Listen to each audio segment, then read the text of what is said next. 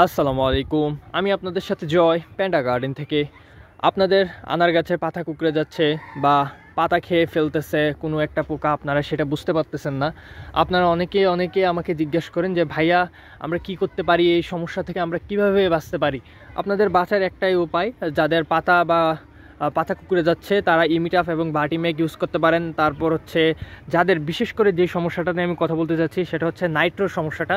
যাদের পাতা এরকম কচি পাতা খেয়ে ফেলতেছে পোকা, সবুজ সবুজ পোকা লম্বাটে কিছুটা, তারা এই নাইট্রোটা ইউজ করতে পারেন। এই নাইট্রোটা খুব ভালো কাজ করে এই পোকাগুলাকে দমন করার জন্য। এই নতুন যে কচি পাতা থাকে বা সবুজ পাতা থাকে, এই পাতাগুলা সেই পোকাটা খেয়ে ফেলে।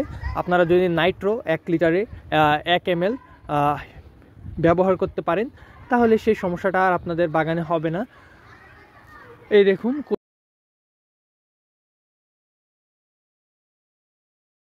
ভার্টিম্যাক ইউজ করলে এই যে কচি পাতা আছে, আমি কাজের চাপে স্প্রে করতে পারতেছি না, এগুলা যদি কুকড়ে যায় তাহলে আপনারা ভার্টিম্যাকটা ইউজ করবেন, তাহলে এই সমস্যা চলে যাবে। বা সাদামাছি বা অন্যান্য সমস্যা থাকলে আপনারা ইমিটাফ এগুলো ইউজ করতে পারেন। ইমিটাফটা বেশ ভালো কাজ করে আলহামদুলিল্লাহ। এই ছিল আজকের আনার নিয়ে আপডেট। সবাই ভালো থাকবেন, সুস্থ থাকবেন। আসসালামু আলাইকুম।